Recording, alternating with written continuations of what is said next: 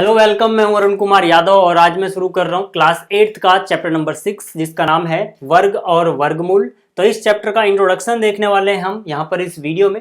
Introduction का मतलब है कि इस चैप्टर से हम परिचित होंगे, जो बेसिक बातें हैं, जो बेसिक कॉन्सेप्ट हैं, जो हमें पता होना चाहिए इस चैप्टर के बारे में, वो यहाँ पे हम डिस्कस करेंगे। जो ये चैप्टर है वर्ग और वर्गमूल, ये काफ़ी बच्चों को बहुत ज़्यादा हार्ड लगता है, बहुत ज़्यादा कठिन लगता है, जबकि ऐसा कुछ है नहीं इसमें। ठीक है ना, ये जो चैप्टर है बहुत आसान है। इसके अगर कॉन्सेप्ट को आप थोड़ा सा समझ लो शुरुआत में अच्छे से, तो इस चैप्टर का कोई भी क्वेश्चन आप आराम से कर सकते हो। और मैं आपको कुछ इस तरह से सारे कॉन्सेप्ट समझाने वाला हूं कि आपको समझ में आ जाएंगे। ठीक है, एकदम बेसिक से चलेंगे सारी बातों को जानते हुए। और साथ में जो प्रयास कीजिए, ये तरह के क्वेश्चन दिए जाते हैं आपकी एनसीईआरटी में, यानी प्रश्नावली से पहले जो प्रयास कीजिए वाले क्वेश्चंस होते हैं, उन सभी को भी हम यहाँ पर करने वाले हैं। ठीक है, तो अलग अलग तरह के क्वेश्चन हम यहाँ पे देखेंगे, साथ में हम कॉन्सेप्ट भी सीखेंगे। ठीक है, तो कुछ इस तरह से ये वीडियो होगी कि अगर आप इसको अच्छे से देख लेते हो बिना स्किप किए, तो आप जो प्रश्नावली के प्रश्न हैं उनको खुद ही सॉल्व कर सकते हो। बट यहाँ पर इंट्रोडक्शन वीडियो को स्किप मत करना। ठीक है, तो यहाँ पर देखो, इंट्रोडक्शन में सबसे पहले हम क्या समझेंगे, चैप्टर का नाम है वर्ग और वर्गमूल। तो पहले हमें समझना पड़ेगा कि भैया वर्ग का क्या मतलब है यहाँ पर, वर्गमूल का क्या मतलब है यहाँ पर। तो पहले इसको समझते हैं। देखो, वर्ग का क्या मतलब होता है, हम जिस भी चीज का वर्ग निकालेंगे उसके वर्ग का मतलब होता है कि उसी चीज को उसी चीज से गुणा कर दो। जैसे मान लीजिए हमारे पास कोई नंबर है y और मुझे y का वर्ग निकालना है, तो y के वर्ग का मतलब होगा y के सर पे पहले छोटा सा 2 लिखो। y की घात 2 का मतलब होता है y का वर्ग निकल रहा है। ठीक है, अब घात 2 का मतलब क्या हो जाएगा, y को y से ही गुणा कर दो। तो y को y से ही गुणा करके जो आएगा वो y का वर्ग होगा। थोड़ी देर के लिए मान लेते हैं y को y से गुणा किया तो कोई ना कोई नंबर तो आता होगा, मान लेते हैं वो नंबर m है। ठीक है, तो y को y से गुणा किया तो m आया, यानी कि y का वर्ग m होता है। अब देखो, ऐसे x y z में हमें जल्दी समझ में आता नहीं है, हमारा दिमाग कब काम करता है, जब हम नंबर्स में सीखते हैं। तो इसको नंबर से समझो। मान लो मेरे पास एक नंबर है 1 और मैं 1 का वर्ग निकालना चाहता हूं, तो मैं 1 के सर पे 2 लिखूंगा। ठीक है, मतलब 1 की घात 2 हो गई। अब इसका मतलब है कि 1 को 1 से ही गुणा करना है, कितना आ जाएगा, 1 आ जाएगा। तो मैं यहां से कह सकता हूं कि जो संख्या 1 है इसका वर्ग 1 ही होता है। ठीक है, इसी तरह से अगर मेरे पास 2 हो तो 2 के वर्ग का मतलब होगा 2 के सर पे 2 लिख दो, और इसका मतलब है 2 को 2 बार गुणा करो। ठीक है, 1 2, तो 2 दूनी कितना हो गया, 4। तो मैं कह सकता हूं 2 का वर्ग कितना होता है, 2 का वर्ग होता है 4। इसी तरह से अगर मेरे पास 3 होगा तो 3 का वर्ग निकालेंगे तो कितना हो जाएगा, 3 गुणा 3 कितना होता है, 3 गुणा 3 9 होता है। अगर मेरे पास 4 हो और मैं 4 का वर्ग निकालूं तो 4 के सर पे 2 लिखूंगा, इसका मतलब हो जाएगा 4 गुणा 4 बराबर आएगा 16। ठीक है, इसी तरह से आप आगे तक जा सकते हो, कहीं तक भी भाई आपकी मर्जी, आप कहाँ तक निकालना चाहते हो। मेरा मकसद तो अभी समझाना है कि वर्ग का मतलब क्या होता है। तो मतलब जिस भी नंबर का हम वर्ग निकालेंगे उस नंबर को उसी नंबर से गुणा करने पे जो आएगा वो उसका वर्ग होगा। इतनी सी कहानी है वर्ग की। ठीक है, अब यहाँ पर देखो, जो हमारे पास ये प्राकृत संख्याएं हैं, इनका जो वर्ग आया है इनको बोला जाता है पूर्ण वर्ग संख्याएं या फिर पूर्ण वर्ग। ठीक है, तो मतलब कि यहाँ पर, ठीक है, जो किसी संख्या का वर्ग आ रही हैं इनको हम क्या बोलते हैं, इनको हम बोलते हैं पूर्ण वर्ग संख्याएं। ठीक है, इनको हम क्या बोलते हैं, पूर्ण वर्ग संख्याएं, या फिर इनको वर्ग संख्याएं भी बोला जाता है, आपको याद रखना है। ठीक है, जैसे कि 1 जो है, यानी कि 1 जो है वो एक पूर्ण वर्ग संख्या है क्योंकि ये 1 का वर्ग आया है। ठीक है, वर्ग को इंग्लिश में स्क्वायर बोला जाता है। ठीक है, तो 2 का जो स्क्वायर है या 2 का वर्ग है वो कितना है, 4 है, मतलब 4 भी एक पूर्ण वर्ग संख्या है। तो 1 का वर्ग निकाला 1 आया, 2 का वर्ग निकाला 4 आया, 3 का वर्ग निकाला 9 आया, 4 का निकाला 16 आया, 5 का निकालोगे 25 आएगा। इसी तरह से जितने भी आगे नंबर आते जाएंगे किसी का वर्ग निकालने के बाद वो पूर्ण वर्ग संख्याएं कहलाएंगी। इनके बीच में देखो कुछ नंबर छूट जा रहे हैं, जैसे 1 के बाद सीधा 4 आया तो इसके बीच में क्या छूट गया, 2 छूट गया, 3 छूट गया, मतलब 2 और 3 पूर्ण वर्ग संख्या नहीं होती हैं, क्योंकि आपने 1 का वर्ग निकाला 1 आ गया, अब 2 के बाद सीधा 4 आ गया, तो मतलब 2 और 3 तो छूट गए, तो 2 और 3 पूर्ण वर्ग संख्याएं नहीं होंगी। इसी तरह से 4 और 9 है तो इसके बीच में 5 छूट गया, 6 छूट गया, 7 छूट गया, 8 छूट गया, तो मतलब ये भी पूर्ण वर्ग संख्याएं नहीं होंगी। ठीक है ना, तो आपको ये समझ में आ गया कि पूर्ण वर्ग संख्याएं क्या होती हैं और वो संख्याएं क्या होती हैं जो पूर्ण वर्ग नहीं होती हैं।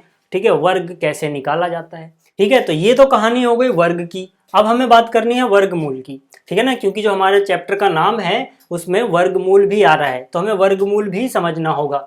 वर्गमूल का क्या मतलब है, अभी मैं इसको ऐसे नंबर से समझाऊंगा। पहले यहाँ से देखो, यहाँ पर मान लो अगर हमें किसी संख्या, ठीक है, हमें किसी संख्या m का वर्गमूल निकालना है, तो उसको हम कैसे डिनोट करते हैं, ऐसे इस निशान के अंदर लिखोगे तो इसका मतलब इसे हम पढ़ेंगे m का वर्गमूल। ठीक है, इसे हम क्या पढ़ेंगे, m का वर्गमूल। तो यहाँ पर देखो, जिस भी संख्या का निकालना है उसको इस निशान के अंदर रख दो। अब इसके वर्गमूल का मतलब होगा कि भाई किस संख्या को उसी संख्या से गुणा करके m आता है वही इसका वर्गमूल हो जाएगा। जैसे यहाँ पर इसका उल्टा चलते हैं, एक का स्क्वायर, ठीक है, जो एक था, ठीक है, एक का वर्ग एक आया था, तो अगर मैं वर्गमूल निकालूं एक का, ठीक है, मैं क्या निकालूं, एक का वर्गमूल निकालूं, तो इसका मतलब है कि मैं इस एक को किसके गुणनफल के रूप में लिख सकता हूं, सेम नंबर के। ठीक है ना, यानी कि यहाँ पर एक तो यहाँ पर भी एक आना चाहिए। तो एक गुणा एक कितना होता है, एक ही होता है। तो यहाँ पर दो बार है गुणा में, तो जब आप ये हटाओगे निशान वर्गमूल का तो एक बार रह जाएगा। इसी तरह से देखो, दो का वर्गमूल, दो का वर्ग चार आया था, तो अगर मैं चार का वर्गमूल निकालूं, यानी इसका मैं अगर वर्गमूल निकालूं तो कितना आ जाएगा, ये आ जाएगा 2 गुणा 2। ठीक है, देखो मैंने क्या बोला, यहाँ पर जो भी है यहाँ पर सेम चीजों के गुणनफल के रूप में होना चाहिए। यहाँ पे y है तो यहाँ पे y, यहाँ पे एक था तो यहाँ पे एक, यहाँ पे दो है तो यहाँ पे दो। ठीक है, दो बार y के बदले में एक बार लिखा, तो दो बार दो के बदले में एक बार दो लिख दोगे।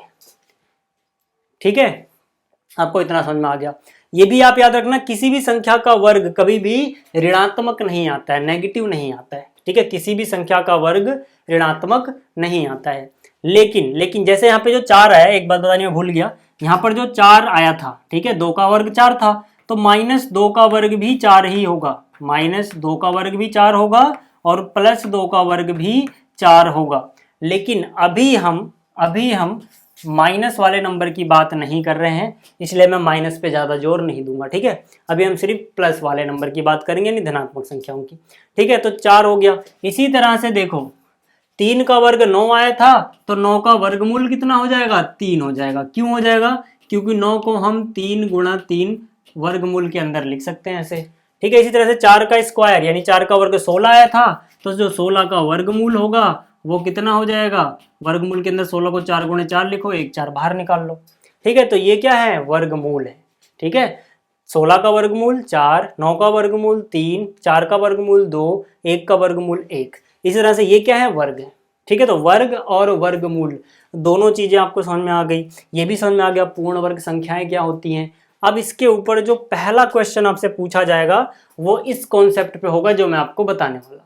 क्या बताने वाला हूं मैं आपको, देखो पहली बात तो आप देखो, एक काम करना कि आप 1 से लेके 20 तक के वर्ग याद कर लेना। ठीक है, आपको बहुत जगह काम आएगा, वो इसी चैप्टर में नहीं बल्कि बाकी के जो चैप्टर हैं उसमें भी बहुत ज़्यादा, जब आप कैलकुलेशन करते हो तो बहुत ज़्यादा हेल्प मिलती है। तो 1 से लेके 20 तक के वर्ग तो आपको याद होने ही चाहिए। ठीक है, तो आप देखो यहाँ पर मैंने याद कराने के लिए नहीं लिखा है। ठीक है, इसलिए मैंने क्यों लगाया, ताकि मैं इन बातों को समझा सकूं जो मैंने यहाँ पे लिखी। ठीक है, ध्यान से देखो, यहाँ पर 1 का वर्ग होता है 1, 2 का 4, 3 का 9, 4 का 16, इसी तरह से 20 का 400। ठीक है, बाकी चीज़ों का भी आप देख लो।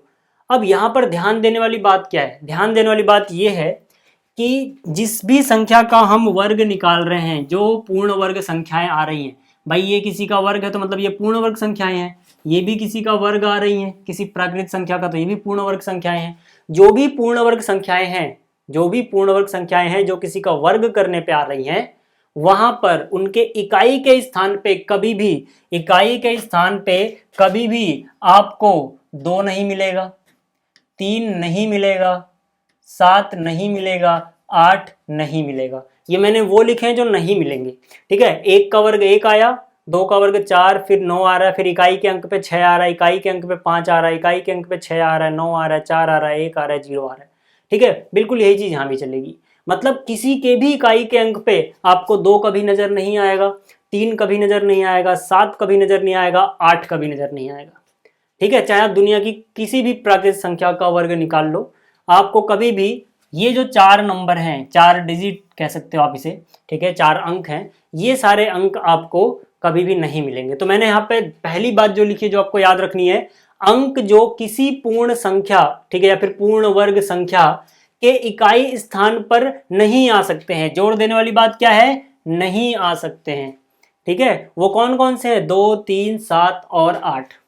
अब जैसे आपसे कोई क्वेश्चन पूछ ले कि बताओ 2, 3, 4, 2, क्या ये एक पूर्ण संख्या हो सकती है? आप बोलोगे नहीं हो सकती है, पक्का है नहीं होगी। क्यों?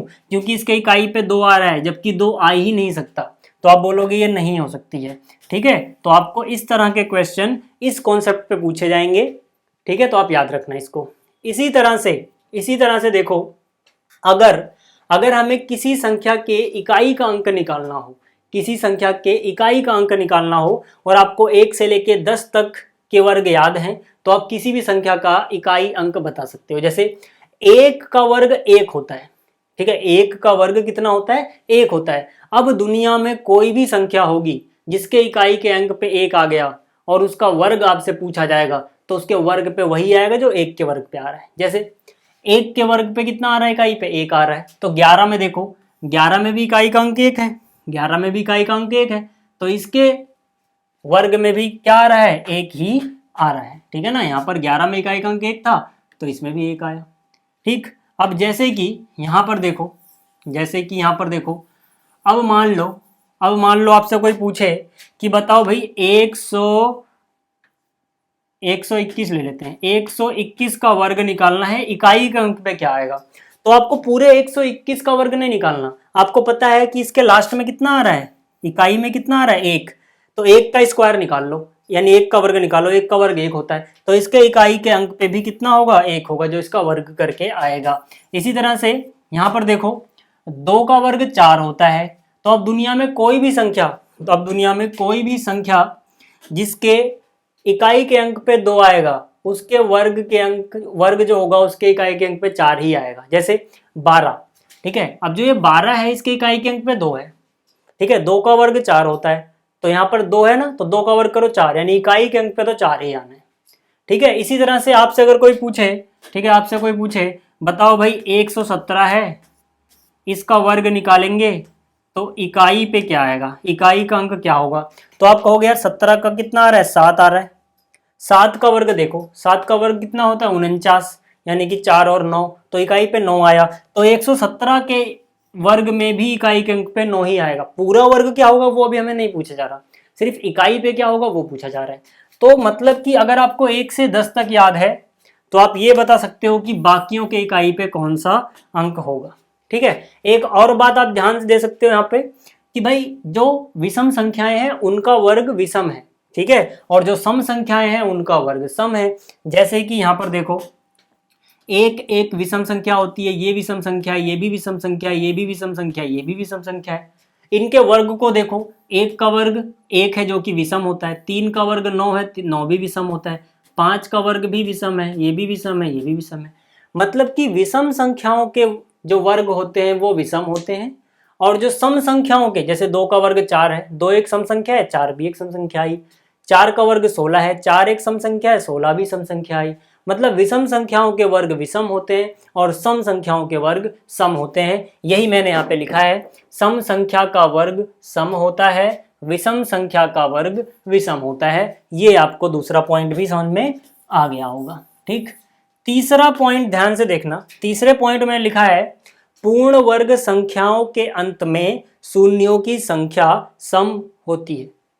मतलब कि पूर्ण वर्ग होगा, अगर कोई नंबर पूर्ण वर्ग होगा तो वहां पर सम संख्या में आएंगे जीरो। सम संख्या में जीरो का मतलब या तो 2 जीरो होंगे, या फिर 1 2 3 4 जीरो होंगे, या फिर 1 2 3 4 5 6 जीरो होंगे। मतलब ऐसे जोड़े जोड़े में होंगे, ठीक है ना। 2 के पहाड़े में जो आ जाए वो सम होता है। तो या तो 2 जीरो या 4 जीरो या 6 जीरो या 8 जीरो या 10 जीरो ऐसा हो सकता है, ठीक है ना। कभी भी ऐसा नहीं होगा कि किसी भी पूर्ण वर्ग संख्या के अंत में विषम जीरो आ जाए। कभी भी ऐसा नहीं होगा कि 1 जीरो हो, ठीक है, 3 जीरो हो, ठीक है, ऐसा कभी नहीं होगा। तो मतलब कि अगर कोई संख्या पूर्ण वर्ग संख्या है तो उसके अंत में जो जीरोज होंगे, शून्य जो होंगे, शून्यों की संख्या भी क्या होगी, सम होगी, यानी कि 2 0 4 0 6 0 8 0 इस तरह से होगी। वही चीज़ यहाँ पे समझाई गई है। देखो जरा यहाँ पर, ठीक है, यहाँ पर देखो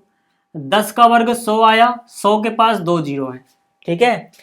20 का वर्ग 400 आया, 400 के पास भी 2 जीरो है। 80 का वर्ग 6400 आया, इसके पास भी 2 जीरो है। 100 का वर्ग 10,000 आया, इसके पास 4 जीरो है। तो मतलब कि जो पूर्ण वर्ग संख्याएं होती हैं, ठीक है ना, जो पूर्ण वर्ग संख्याएं होती हैं, ठीक है, उनमें हमेशा उनके अंत में जीरोस कितने आएंगे या शून्य कितने आएंगे, सम शून्य आएंगे, मतलब 2 शून्य 4 शून्य 6 शून्य इस तरह से। और अगर आपसे ये पूछा जाए कितने जीरो आएंगे, तो जिस संख्या का वर्ग निकाला जा रहा है उसके जीरो को डबल कर दो। अगर वर्ग निकाला जा रहा है तो देखो 10 का वर्ग देखो जरा एक बार, ठीक है, 10 का वर्ग अगर निकाला जाए तो कितना आएगा, 100। तो मतलब 100 एक पूर्ण वर्ग संख्या है, ठीक है ना, 10 पूर्ण वर्ग नहीं है, याद रखना, ठीक है, 100 पूर्ण वर्ग संख्या है। तो 100 के पास कितने जीरो हैं, 2, और 10 के पास कितने जीरो थे, 1, तो 1 जीरो का डबल करो, 2 जीरो हो गया। इसी तरह से अगर आपसे पूछा जाए भाई 100 के वर्ग में कितने जीरो आएंगे, तो इतना तो पक्का है कि 2 का डबल यानी 4 जीरो आएंगे, ठीक है। तो 1 का वर्ग निकाल लो, 1 होता है, और 4 जीरो लगा दो। इस तरह से आप ऐसे वर्ग भी निकाल सकते हो। जैसे कि आपसे अगर कोई पूछे कि भैया बताओ 60 के वर्ग में कितने जीरो आएंगे, ठीक है, तो आप बोलोगे यहाँ पे 1 जीरो, तो उसमें 2 जीरो आएंगे। और आपसे अगर कोई पूछ ले कि 60 का वर्ग होता कितना है, तो यहाँ 1 जीरो है तो 1 का डबल कर दो, 2 जीरो लगा दो, और 6 का वर्ग आपको याद है 36, तो मतलब 60 का वर्ग 3600 हो जाएगा, ठीक है। तो इस तरह से आप बहुत से क्वेश्चन को आसानी से उनका जवाब दे सकते हो, ठीक। चलो अब आगे चलते हैं। अगला कॉन्सेप्ट जो है, अगला क्वेश्चन जो है वो पीछे जो हमने सीखा उसी पे है। यहाँ पे बोला गया है, क्या बोला गया, देखो यहाँ पर निम्नलिखित संख्याओं के वर्ग करने पर उनके इकाई पर क्या होगा, ठीक है। अभी मैंने आपको बताया कि भाई जिसका भी आप वर्ग कर रहे हो आप सिर्फ उसका इकाई का अंक देख लो। तो पहला पार्ट है यहाँ पर 1 2 3 4 यानी कि 1234। इसका जब आप वर्ग करोगे तो इसके इकाई पे कौन आएगा, कैसे पता लगा सकते हो आप, पहले इसकी इकाई पे देखो 4 आ रहा है, तो 4 का वर्ग 16 होता है, तो 16 की इकाई पे क्या आ रहा है, 6। तो मतलब यहाँ पे 4 का वर्ग निकालोगे 16 आएगा, और 16 की इकाई पे 6 होता है। तो इस नंबर का भी, ये इतना बड़ा सा जो नंबर है, इसका भी अगर हम वर्ग निकालें तो लास्ट में कितना आ रहा है, 6 ही आना है, क्योंकि 16 के लास्ट में 6 आ रहा है। इसी तरह से दूसरा वाला पार्ट देखो, दूसरा वाला है 26,387। अब इसके वर्ग में बोला गया, याद रखना यहाँ पर वर्ग है, इसीलिए मैं सर पे 2 लिख रहा हूँ अपनी मर्जी से, ठीक है। तो इसके वर्ग के इकाई के स्थान पर क्या आएगा, जो 7 का वर्ग निकालने पे इकाई पे आए। 7 का वर्ग देखो, इसके इकाई पे 7 है ना, तो 7 का वर्ग होता है 49, यानी 4 और 9, तो इकाई पे 9 आ रहा है। इसी तरह से आप सारे बता सकते हो। तो ये क्वेश्चन आसान है, ठीक है, बाकी क्वेश्चन आप कर लेना, आपको समझ में आ गया होगा। अब आगे चलते हैं। अगला है निम्नलिखित में से कौन सी संख्याओं के इकाई अंक पर 6 होगा, ठीक है ना, किसके इकाई अंक पे 6 होगा। तो यहाँ पर देखो 9 है, ठीक है ना, यहाँ पर 9 है इकाई अंक पे, ठीक है, यानी 19 था तो 9 हुआ, तो 9 का स्क्वायर 81 होता है, यानी कि 19 का स्क्वायर निकालोगे तो वही आएगा जो 81 के इकाई अंक पे आ रहा है, कितना, 1। तो यहाँ पर 6 तो नहीं आया, हम बोलेंगे यहाँ पे 6 नहीं होगा, यहाँ पे 6 नहीं होगा, ठीक है। 4 का वर्ग निकालते हैं 16 आता है, तो 24 का निकालेंगे तो लास्ट में 6 तो आएगा ही आएगा, क्योंकि इसमें 4 आ रहा है, तो यहाँ पर 6 होगा, ठीक है। 26 में देखो, 26 में 6 आ रहा है, 6 का वर्ग होता है 36, तो जब 26 का वर्ग निकालेंगे तो भी उसके इकाई अंक पे 6 ही होगा, क्योंकि यहाँ पर 6 था तो 36 आया।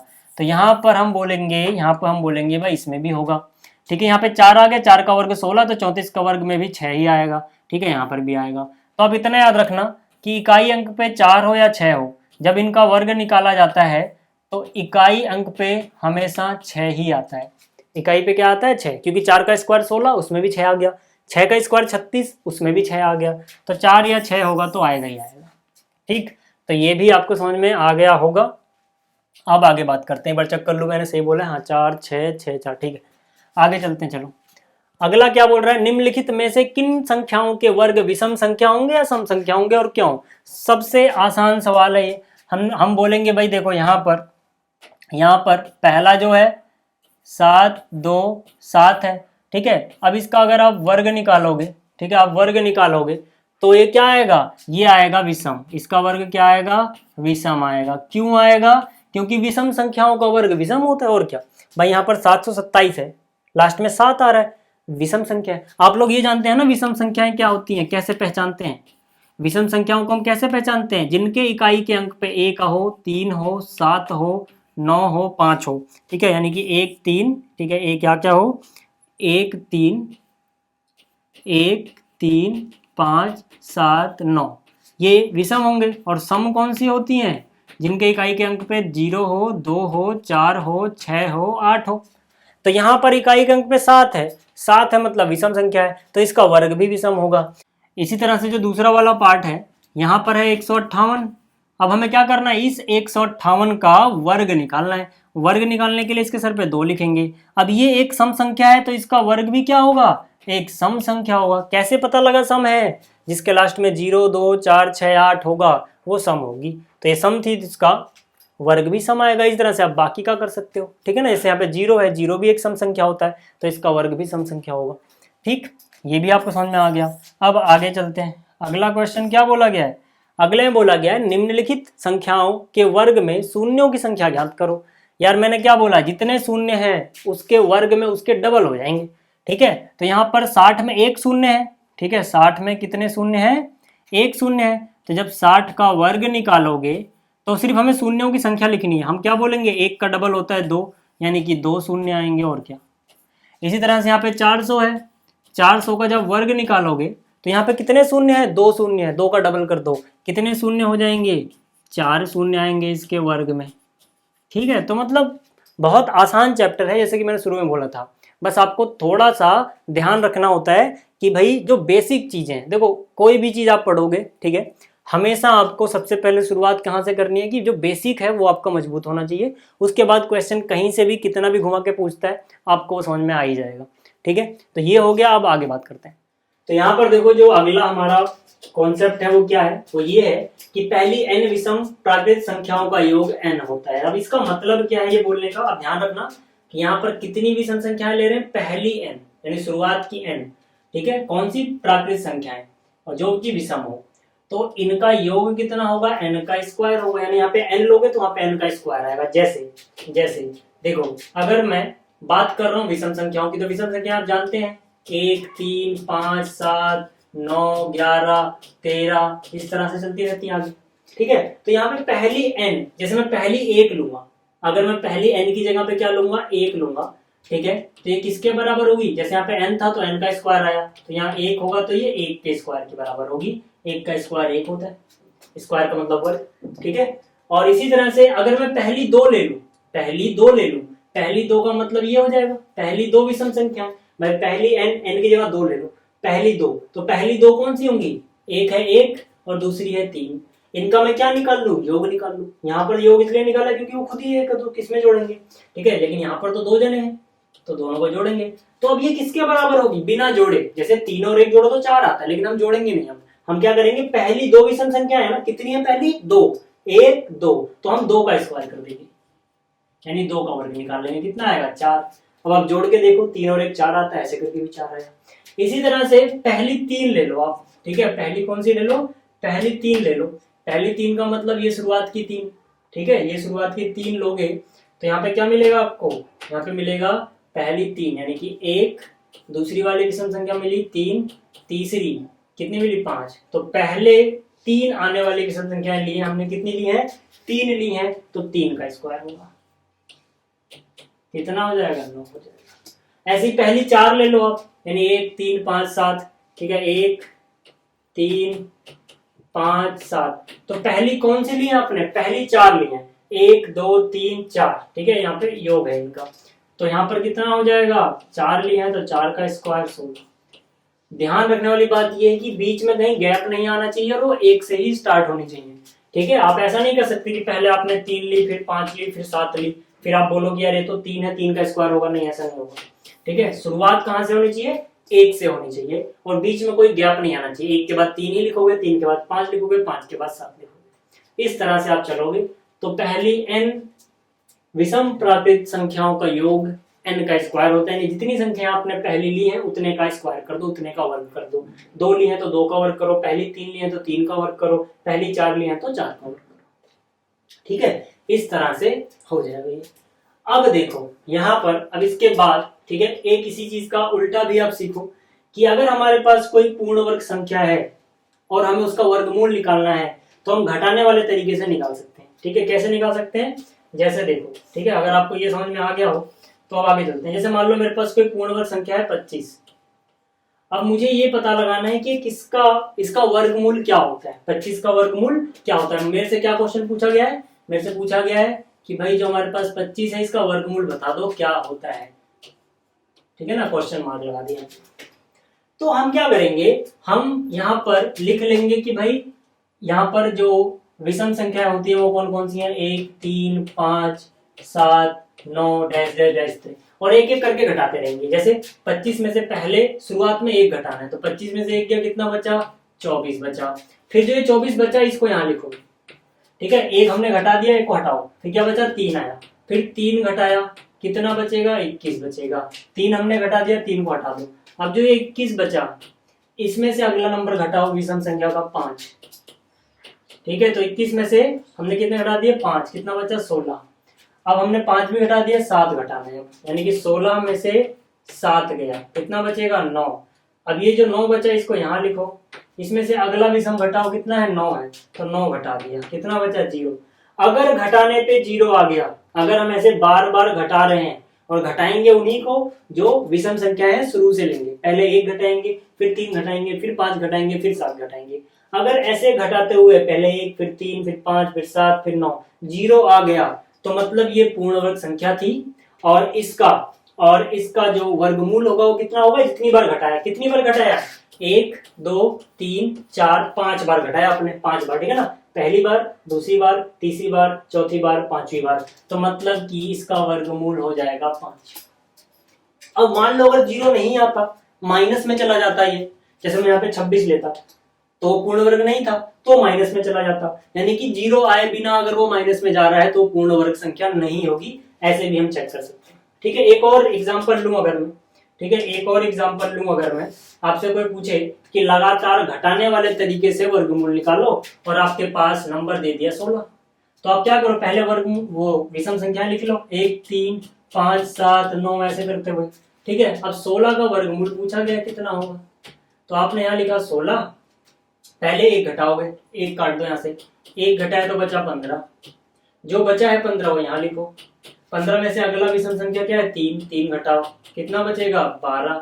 ठीक है, अब 12 में से अगली घटा दो, अगली क्या है, 5, कितना बचेगा, 7, जो ये 7 है इसको यहाँ लिखो, इसमें से अगली क्या है, 7 ही है, खैर हटा दो, कितना बचा, 0। 0 आ गया, मतलब ये पूर्ण वर्ग संख्या थी, कितनी बार घटाया, 1 2 3 4 बार, तो इसका वर्गमूल 4 हो जाएगा। ठीक है, इसमें 0 नहीं है, माइनस में चला जाए तो समझ लो कि वो पूर्ण वर्ग संख्या नहीं थी। तो ये तरीका आप याद रखना, जब हम प्रश्नावली करेंगे तो वहां पर आएगा। अगला देखो, अगला तरीका या फिर अगला कॉन्सेप्ट हमें क्या सीखना है, अगला कॉन्सेप्ट सीखना है कि अगर हमारे पास क्रमागत प्राकृत संख्याओं के योग में किसी संख्या के वर्ग को लिखना है तो हम कैसे लिख सकते हैं। जैसे कि 3 का स्क्वायर है, 3 का वर्ग का कितना आ रहा है, 9 आ रहा है। ठीक है, थोड़ा बड़ा कर देता हूँ, हो सकता है आपको दिखना रहा हो। ठीक, इसको मैंने बड़ा किया थोड़ा। ठीक, अब देखो यहाँ पर हमें क्या सीखना है कि अगर हमारे पास मान लो 3 का वर्ग है, 3 का वर्ग होता है 9। ठीक है, आपको पता है कि भाई 3 जो है इसका वर्ग कितना होता है 9। अब 9 को हमें कुछ ऐसे लिखना है कि ये किन्हीं दो संख्याओं के जो लगातार आती हो उनके योग के रूप में लिख जाए। तो हम कैसे निकाल सकते हैं, जो यहाँ पर 3 है, ठीक है, उसका स्क्वायर करो, यानी कि 3 का स्क्वायर, 3 का वर्ग, उसमें से 1 घटा के 2 से भाग दे दो, तो 3 का वर्ग कितना होता है 9, 3 का वर्ग 9 हुआ, 9 में से 1 घटाएंगे 2 से भाग दे देंगे, तो 9 में से 1 जाएगा, कितना बचेगा, 8 बचेगा, 8 को 2 से भाग दोगे कितना हो जाएगा, 4। तो पहली संख्या तो 4 हो जाएगी, और दूसरी संख्या उससे 1 ज्यादा निकाल कर लो, 4 से 1 ज्यादा 5, या तो ऐसे कर लो, या फिर दूसरी संख्या के लिए हमारे पास फॉर्मूला होता है कि यही जो 3 था उसके वर्ग से 1 ज्यादा करो फिर 2 से भाग दो। तो 3 का वर्ग था 9, 9 से 1 ज्यादा किया 10, 10 का आधा किया 5 आ गया। ठीक है, अब जैसे, ठीक है, अब जैसे मान लो यहाँ 7 है, ठीक है, क्या है हमारे पास यहाँ पे 7 है, थोड़ा जगह कर लेते हैं, थोड़ी जगह बना लेते हैं। हमारे पास 7 है और हमें बोला गया भाई 7 का जो स्क्वायर होता है, 7 का जो वर्ग होता है, इनको दो लगातार आने वाली क्रमागत संख्याओं के योग में लिखो। तो हमें पता है कि भाई 7 का वर्ग होता है 49, ठीक है। तो यहाँ पर जो इसका वर्ग आया, इसमें से पहले एक घटा दो, 49 में से एक गया 48 बचेगा, 48 का आधा कर लो 24, तो मतलब एक संख्या हो जाएगी 24 और दूसरी हो जाएगी 25। मैंने क्या बोला कि जो 7 का वर्ग आया उसमें से एक घटा लो और उसका आधा कर लो। तो 7 का वर्ग कितना होता है 49, तो सीधा सीधा मैंने पिछली बार 49 में से घटा देता, 49 में से एक घटाओ 2 से भाग दो, 49 में से एक गया 48 बचा, 48 को 2 से भाग दिया, कितना आ गया 24 आ गया, ठीक है। 48 का आधा 2 दूनी 4, 2 चौक 8, 24 आ गया। तो पहली संख्या 24 होगी, दूसरी उससे एक ज्यादा है 25 हो जाएगी, ठीक है। तो इस तरीके से आप निकाल सकते हो। जैसे कि अब हमसे प्रश्न पूछा गया है, निम्नलिखित संख्याओं को दो क्रमागत पूर्णांकों के योग के रूप में लिखिए, ठीक है। क्या लिखा हुआ है यहाँ पर देखो, निम्नलिखित संख्याओं को दो क्रमागत पूर्णांकों के योग के रूप में लिखिए। तो भैया पहला क्या है यहाँ, पहला है 21 का स्क्वायर, ठीक है, 21 का स्क्वायर। अब 21 का स्क्वायर आपको या तो याद होना चाहिए, अगर याद नहीं है तो 21 गुणा 21 करोगे 441 आएगा, कैसे भी करके कर सकते हो। तो 21 का वर्ग कितना हुआ 441। अब इसको दो लगातार आने वाले पूर्णांकों के योग में लिखना है, तो हम क्या करेंगे, हम जो इसका वर्ग आया है ना 441, इसमें से एक कम करके 2 से भाग दे देंगे पहले। तो 441 में से एक घटाओ, 440 ही तो बचेगा। 440 का आधा कितना हो जाएगा 2 दूनी 4, 2 दूनी 4, 1 0, 220। तो मतलब पहली संख्या हो जाएगी 220 और दूसरी हो जाएगी उससे एक ज्यादा, यानी 220 से एक ज्यादा कितना होता है 221। 220 और 221 जोड़ोगे 441 आएगा, जो कि 21 का स्क्वायर होता है, ठीक है। इसी तरह से आपसे बोला गया 13 का वर्ग, ठीक है। क्या बोला गया यहाँ पे, जो 13 का वर्ग है इसको दो लगातार आने वाले पूर्णांकों के योग में लिखो। तो हमें पता है 13 का वर्ग 169 होता है। मैंने इसीलिए शुरू में आपको बताया था कि 1 से लेकर 20 तक के वर्ग याद करना बहुत काम आएगा, ठीक है। तो 13 का वर्ग 169 होता है। तो तरीका क्या है, हमें इसको अगर हमें दो लगातार आने वाले पूर्णांकों के योग के रूप में लिखना चाहता हूँ, तो तरीका ये है कि पहले इसमें से एक घटाओ, जो भी है इसमें से एक घटाओ। तो 13 का स्क्वायर है 169, उसमें से एक घटा दिया और 2 से भाग दे दो, कितना आ जाएगा 168, 2 से भाग दोगे 2 एकम 2, 2 अट्ठे 16 और 2 चौक 8, कितना आ रहा है पहला नंबर 84। तो अगला क्या होगा इससे एक ज्यादा, यानी कि 85। तो 80 80 160, 5 4 9 यानी 169 हो गया, ठीक है। अब देखो अगर आपको इतना समझ में आया, तो जो हमारा अगला कॉन्सेप्ट है वो क्या है कि n का वर्ग और n से एक ज्यादा का वर्ग के बीच कुल प्राकृत संख्याएं होती हैं 2n। मतलब कि ये दो लगातार आने वाली संख्याओं का वर्ग होगा और इनके बीच में कुल कितनी प्राकृत संख्याएं आएंगी ये हमसे पूछा जाएगा। तो हम क्या करेंगे, जो छोटी वाली है उसका डबल कर देंगे, जितना आएगा उतनी ही प्राकृत संख्याएं होंगी। जैसे कि अगर आपसे पूछा गया 1 का वर्ग और 2 के वर्ग में टोटल बीच में इनके कितनी प्राकृत संख्याएं आती हैं, तो आप क्या करोगे यार, जो छोटा वाला है उसे n मान लो, यानी n हो गया 1, जो उससे एक ज्यादा है यानी कि वो n+1 है, तो n+1 कितना हो गया 2। भाई देखो हमेशा क्या रहेगा कि जो ये होगा उससे एक ज्यादा ये होगा, ठीक है। तो जो छोटा वाला है उसे n बोलोगे, जो एक ज्यादा है उसे n+1 बोल दोगे।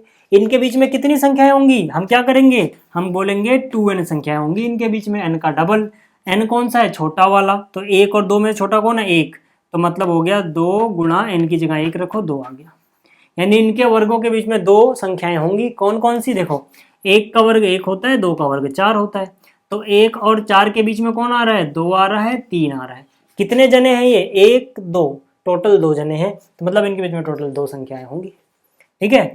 इसी तरह से मान लो हमसे पूछा जाए 2 का वर्ग और 3 के वर्ग के बीच में कुल कितनी संख्याएं होंगी, तो हम कहेंगे यार 2 से एक ज्यादा 3 होता है, यानी कि अगर n की वैल्यू 2 है तो n से एक ज्यादा यानी 3 हो जाएगा। तो इनके बीच में 2n यानी कि 2, n का वैल्यू कितना है 2, यानी इनके बीच में 4 संख्याएं होंगी। कौन कौन सी होंगी, देखो 2 का वर्ग 4 होता है, 3 का वर्ग 9 होता है, तो 4 और 9 के बीच में कौन आता है 5 6 7 8, ये 4 जने हैं, ठीक है ना, 1 2 3 4, मतलब इनके बीच में 4 संख्याएं होंगी, ठीक है। आप ऐसे पता लगा सकते हो। अब देखो इसके ऊपर क्वेश्चन पूछा गया, प्रयास कीजिए में कि 9 का स्क्वायर है और 10 का स्क्वायर है, इनके बीच में कितनी संख्या होंगी? तो यहाँ पे n की वैल्यू हो गई 9 और n से एक ज़्यादा की वैल्यू हो गई 10, तो इनके बीच में कितनी संख्या होंगी? 2n संख्या होंगी। 2n कौन है? जो छोटा वाला है, यानी कि 9, इनके बीच में 18 संख्या होंगी। इसी तरह से आप ये भी कर सकते हो, ठीक है। तो आसान है सब कुछ। तो ये इंट्रोडक्शन था इस वीडियो का। अब जब हम प्रश्नावली करेंगे अगली वीडियो में तो आपको बहुत अच्छे से समझ में आ जाएगी वो। तो वीडियो देखने के लिए थैंक्स, जल्दी मिलेंगे अगले वीडियो में।